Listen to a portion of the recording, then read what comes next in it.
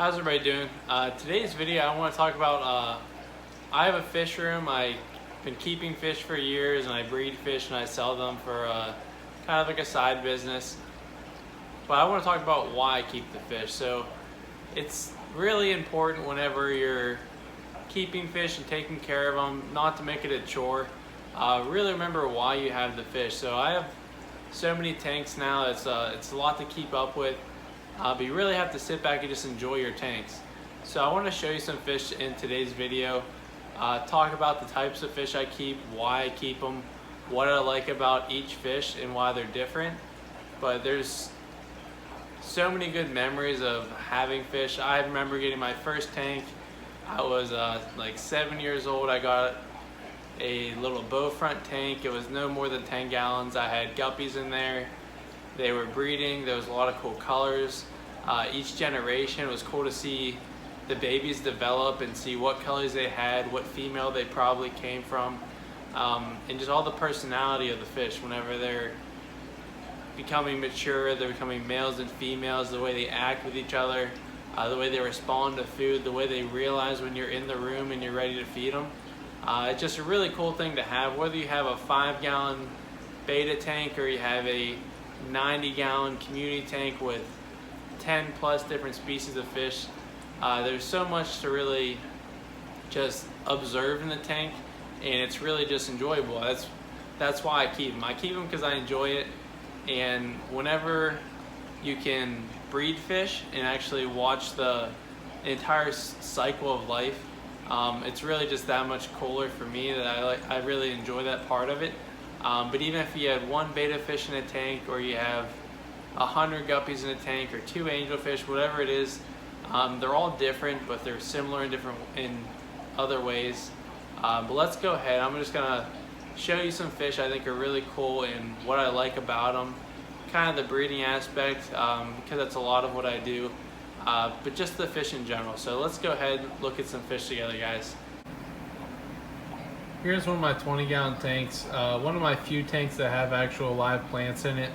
So I have some moss, some java ferns growing in there, but this tank started with 2 guppies and maybe 9 shrimp.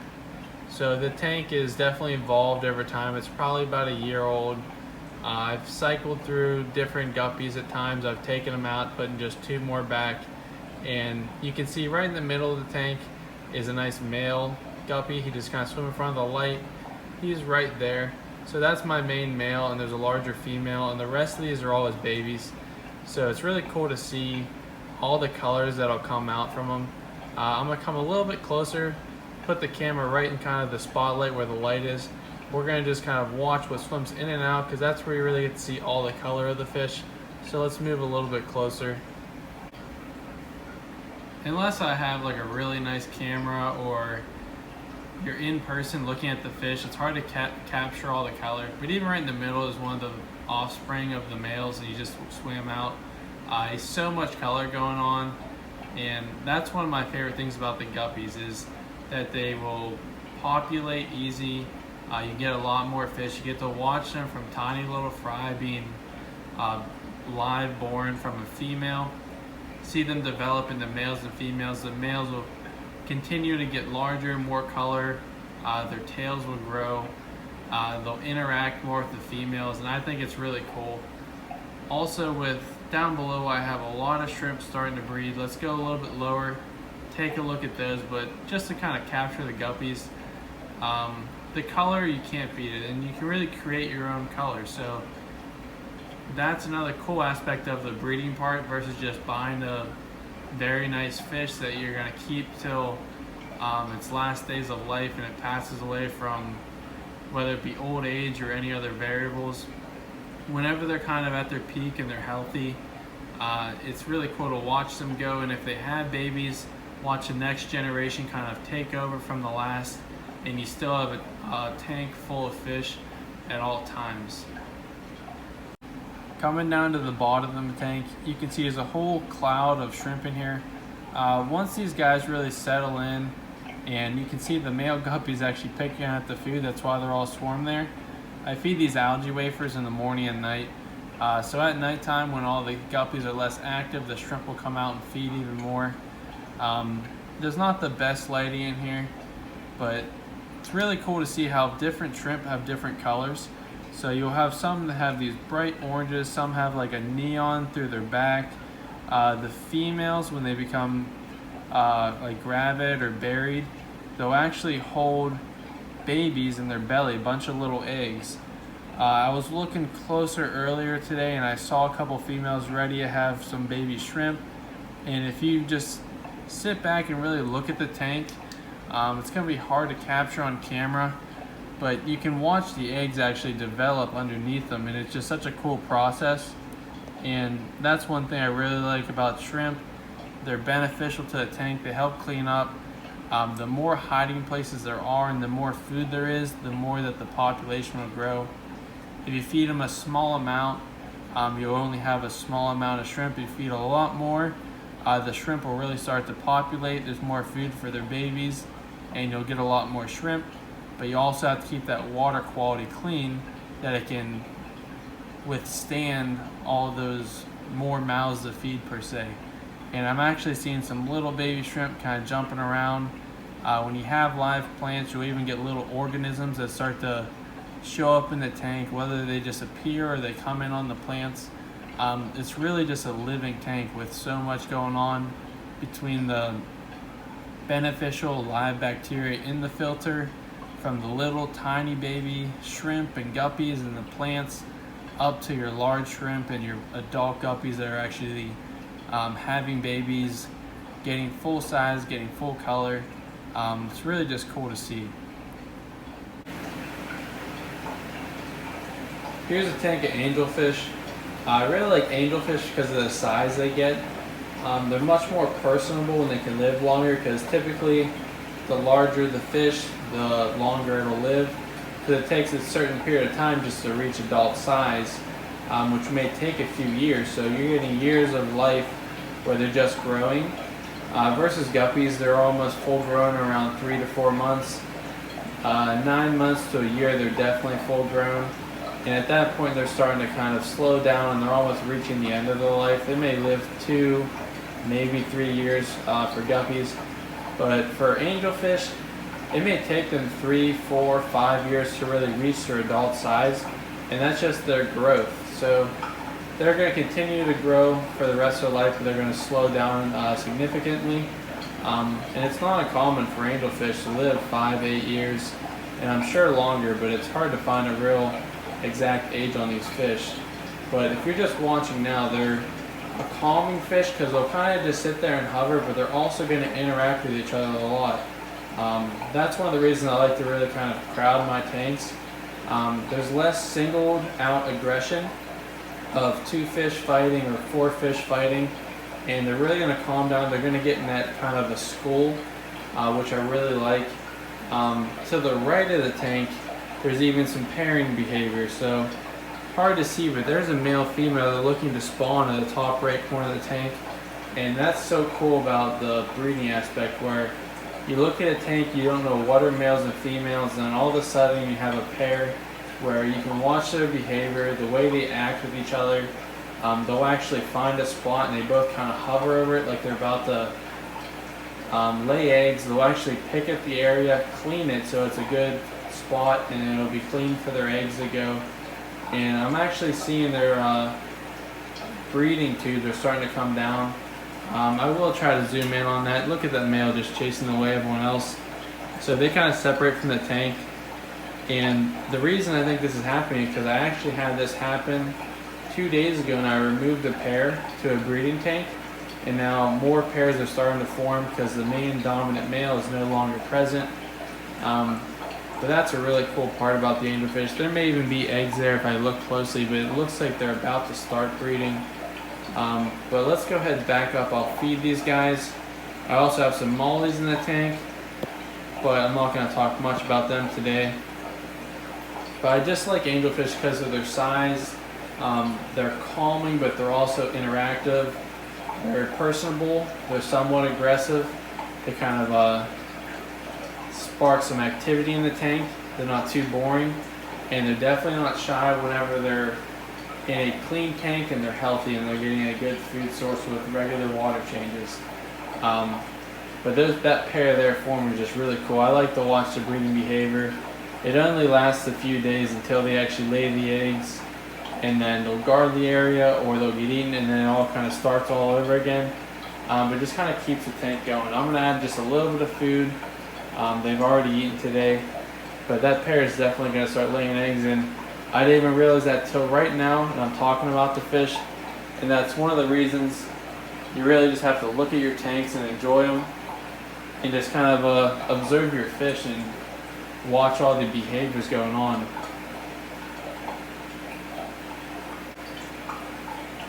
Let's go ahead and jump over to the pair of angels I just pulled the other day. Here's that pair I was just talking about, and they're looking at me, which is super cool. So just a few minutes ago they were actually checking out that flower pot in the front left corner, but now that I've walked up, whether they're guarding the tank, they're looking for food, their eyes actually will move around and they'll look at me. So they're very personable. I mean, any of these fish, they're smart, they know what's going on. When I caught these fish out and put them in here, they were kind of scared for almost 10 hours, 15 hours. Now it's been the next day. Nothing crazy's happened. I fed them again. It's important when you're feeding the fish to approach the tank slowly, kind of raise your hand up and feed the fish. Sounds silly, you don't always have to do it, but it really goes a long way. If you have two tanks side by side with the same types of fish, and one tank you go up and you turn the lights on in a hurry, you're kind of loud, you slam the lid open, you throw some food, the fish will sometimes hide and they'll stay skittish, they'll dart around. Once they get over that, and if you do that all the time, they'll eventually know that there's no harm in that behavior. And you don't really want to baby the fish either.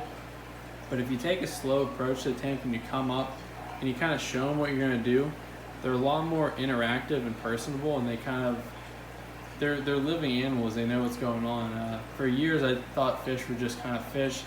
There wasn't a whole lot of thinking going on, but the more you're around them and the more you have them, the healthier they are, and you take good care of them. There's so much personality in every fish, which I know it sounds a little silly, but if you kind of do it and you have fish long enough, it's definitely true. Let's go ahead, let's look at some of my plecos. That'll be the last fish we talk about today, but I just want to kind of talk to you like if you were in the room and I was showing you fish off, and I was just talking to another hobbyist. But you can see they're already cleaning the slate, they're ready to start spawning in this new tank, which is to no surprise because they were showing these behaviors in the old tank, and now they don't have to worry about scaring away all the other angels, fighting a little bit. So now they have their own little private space where they don't have to worry about competition or have to beat up anyone else. So you don't have to do that. It will naturally come and go. Fish will breed and it'll pass, and then new fish will breed. But I do breed these fish and I sell them so other people can enjoy them as well. And it's kind of a side business, like I said. But if these guys do breed, I'll show you the process of that. Go ahead and look at my other videos. I do a lot of tips on breeding and I share things. But today I just want to talk about fish. Really just appreciate the fish, look at them. Just look at it. They're pretty cool. So if you just look at them and really take in everything that's going on, almost put your eyes, if you were the fish, it's just really cool to realize and take in the whole picture of them acting with each other, what's going on with the water, if they're healthy, the fact you can look outside the tank and see what's going on. They're not just trapped in that box and they can't see what's going out. They're not in a bucket. They do look through the walls. I have fish look through tanks to the tank next to them, and they'll interact with each other. It's just really neat if you take it all in and you don't just look at a fish and say, oh, that's a fish. That you really observe it all and appreciate it all. It's really cool.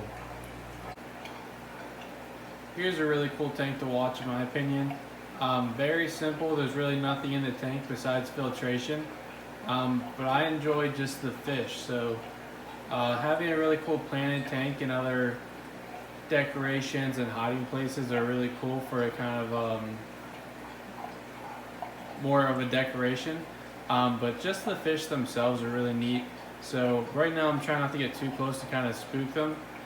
Just watch them in their natural behavior. So you can see they'll kind of school up. They see me a little bit, so they're looking for food. The bottom right corner, they're down there. They're picking at algae wafers. Whenever anything goes on in the tank, they'll school together real quick, and they'll really just form a cloud of fish. So I think that's really neat how they know each other and how they're acting as one big tank and ecosystem kind of. But you can see some are looking at me. Some males and females are displaying breeding colors. Down, I'll try to zoom in a little bit. Down over here, there's a male and female. You can see the female right there. Her belly's getting nice and big, it's getting pink. They're ready to start spawning, they're looking for mates. They'll build a relationship. And I think that's all really cool to watch. The males will really brighten up, they'll display color. This guy right, let me see if I can show you right there. He'll flail back and forth, he'll show the males that he's more colorful, he's more dominant. So just watching the fish in their own behavior, moving around, I think is really neat. Feeding the fish is super fun too. I will give them a little bit of food right now, so you kind of see how they'll all come together. But there's so much going on in this tank. If you really just sit back and look at your tank and the fish aren't even paying attention to you, you can see there's 2 males there showing off for this female. All these fish up top are looking for food. There's fish in the back right corner grazing on algae wafers. There's plecos going back and forth, kind of interacting with each other and also looking for food. So it's just really cool to just take a step back, look at your tank, see what's going on, watch the behaviors. Whenever fish are healthy and they're doing well and they're thriving, it's really cool just to watch their personality, the way they act with each other, the way they act when you come up to the tank. I'm going to walk up, kind of move the fish to the side of the tank and give them a little bit of food. But there's just so much going on in this tank whenever you sit back and enjoy them. On the sponge filter, for no example, you can see there's a male and female right there ready to kind of pair off and spawn. And their color is different than all the rest of the fish in the tank. So that male's kind of scaring them away. The female's hanging back, waiting for her male to kind of keep her safe. And they'll take turns guarding that area. And eventually, whenever they find a spot, they will spawn. In a tank like this, it's not set up for breeding. So most likely those eggs would eat later on unless I pull them out. But there's just so much going on in here, like I said. And that's just one of the things I really enjoy about this fish. But let me go ahead and add some food to the tank. So they're really smart. I mean, the fish know it's feeding, they recognize me. And how every single fish in the entire tank, besides if they're trying to breed, they're not interested in food. They know what's going on, they come right up, they'll start feeding on that food. It's a really easy way to tell if any fish aren't healthy in the tank, because they'll kind of ignore the food, they won't be as responsive. It's just so cool to see how a tank kind of evolves in the way fish eat and they grow, and just so much is going on in here. But let's go ahead and look at some more fish. It's one thing with the German blue rams I really like. And I know it's really hard to talk about it, but just sitting back and really enjoying your fish is one thing I wish I did a lot more often.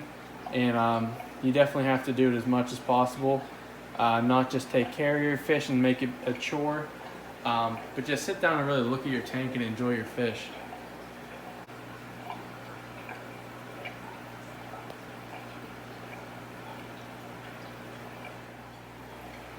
This is a tank where I'm currently breeding some red bristlenose plecos.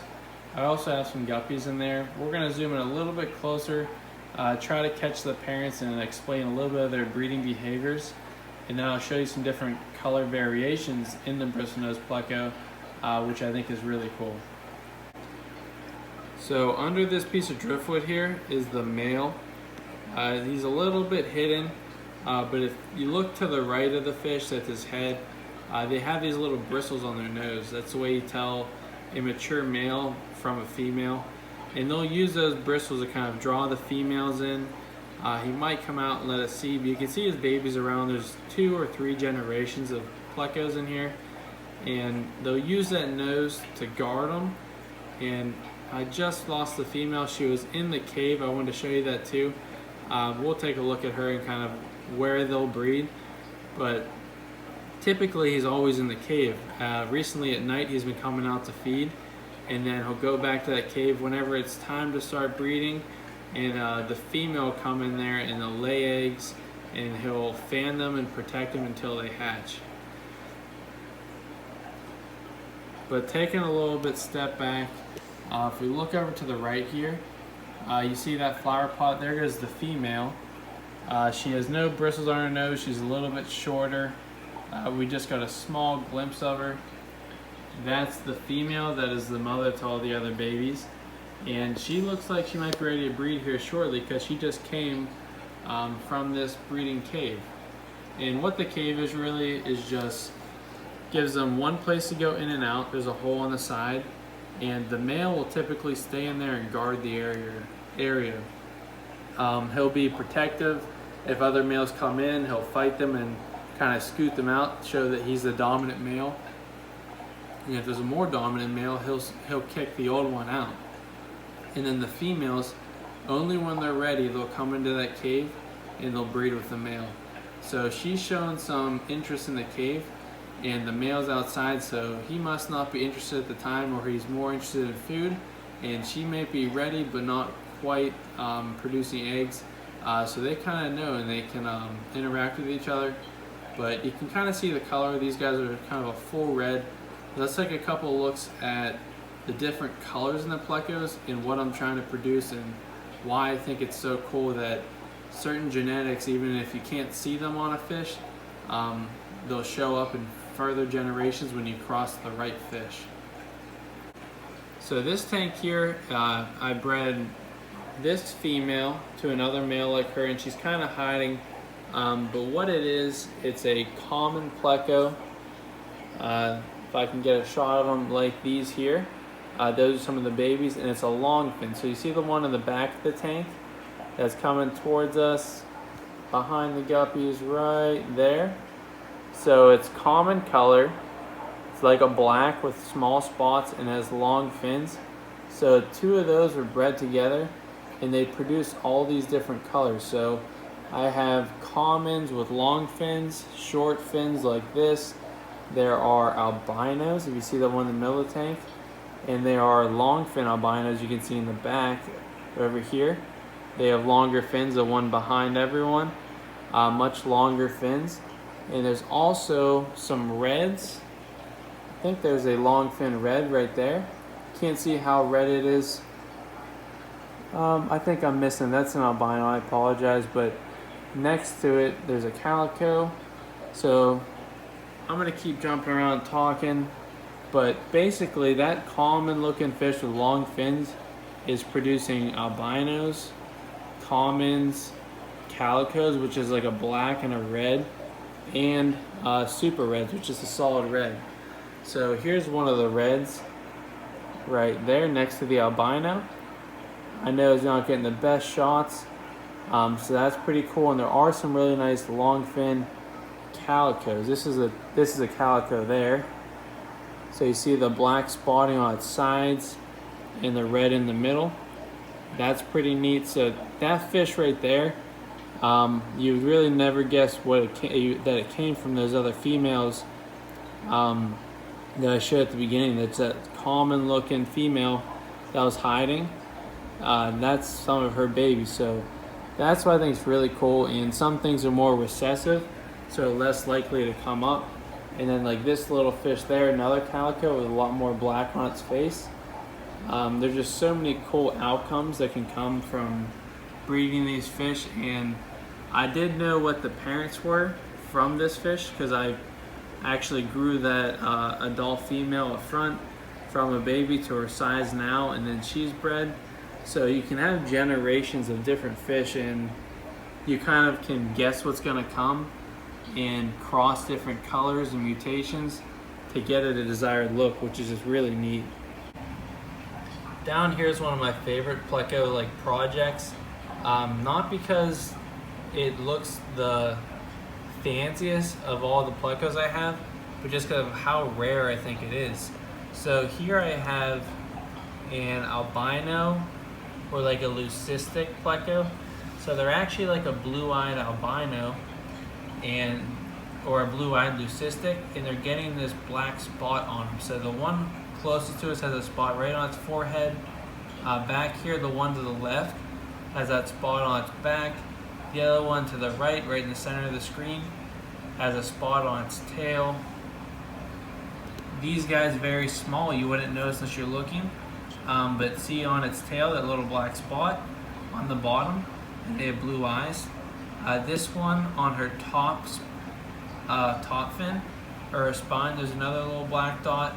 So a lot of these fish are brothers and sisters or siblings, and they came from hundreds of fish, and there's only a few of them that carried this color mutation. I'm trying to see if I can recreate it and almost open my own, or create my own strain of pleco, which is just so cool that there's things out there that don't exist, and with selective breeding you can kind of create. I want to show you the male in this tank too, because he's hiding in the cave and he's guarding his area, waiting for a female to come in. And the female closest to us at the bottom, she is definitely getting ready to breed because her belly's getting nice and fat, and that's where all the eggs are kind of stored until they breed.